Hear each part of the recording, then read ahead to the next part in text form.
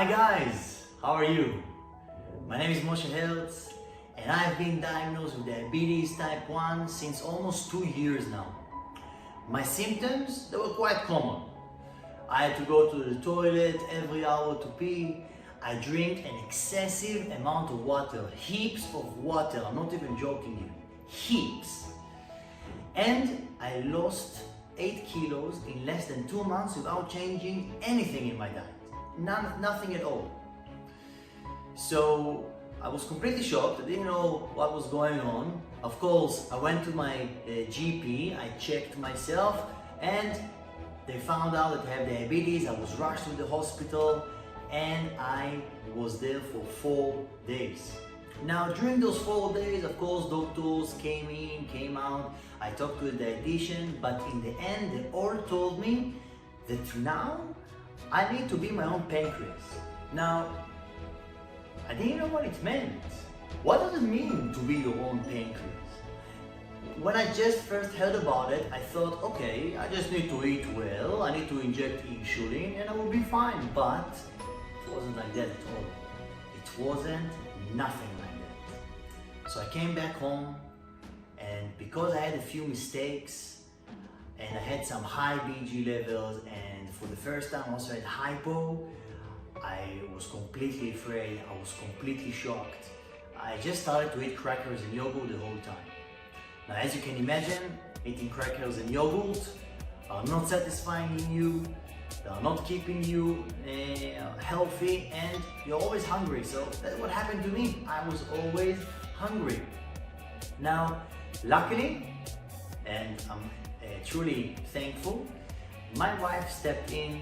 She helped me a lot. She had training with diabetes, and she helped me to understand what does it mean to be your own pancreas. So number one, I created a food diary. Over there I put a table and I listed, okay, number one, I listed what carbs I ate, the amount of the carbs I ate, what were the BG levels before, and what were the BG levels 2 hours after I consumed the food, and how much insulin I injected myself.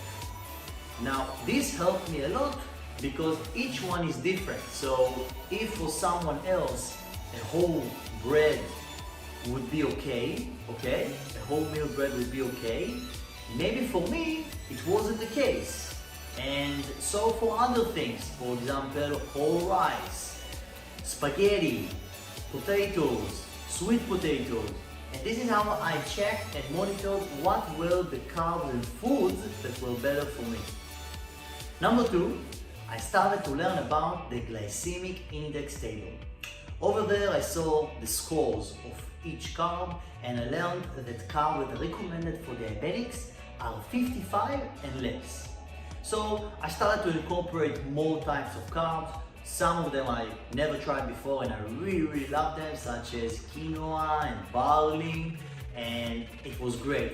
It gave me more variety for my diet. Number three, and that honestly was maybe the hardest, it was hard for me to let someone else help me. It was hard for me to admit that I need help. And maybe you feel the same, because when I speak to other diabetics, they all have this kind of feeling that, yeah, it's hard to lose control. It's hard to admit that, hey, I actually do need help. And you know something, guys? Since I started doing it, I felt much better. I could eat more things. I felt better about myself. And to be honest, my loved ones, my family members, my friends, we had a better relationship because they felt involved, they felt important, and it was a win-win situation. So it's not making you less of a human, less of a man, or less of a woman to let someone help you. It doesn't take your victory away from you. It's making you the bigger man, the bigger woman, the one who can understand and the one who can incorporate with other people. And remember, we are stronger when we are together, not alone. So that was my 3 tips. I hope I managed to help you. I hope I managed to give you some clarity in this madness of type 1 diabetes, because it's not easy. It's not easy at all, and I understand you. I'm going through the same experiences and I'm going through the same events. I would appreciate if you would leave me a comment telling me if the video helped you, if you wanted to know something different, if you wanted to know something else, and I would be happy to take it in and talk about it in my next video. And I will keep posting new videos, sharing new tips and how I managed to regulate my BG levels, and now I have an A1C of 5.6 for the last 1 year already, and I'm very proud of myself. I'm very proud of the people around me that helped me and all the books I've been reading, and to be honest, I couldn't do it on my own, and neither should you.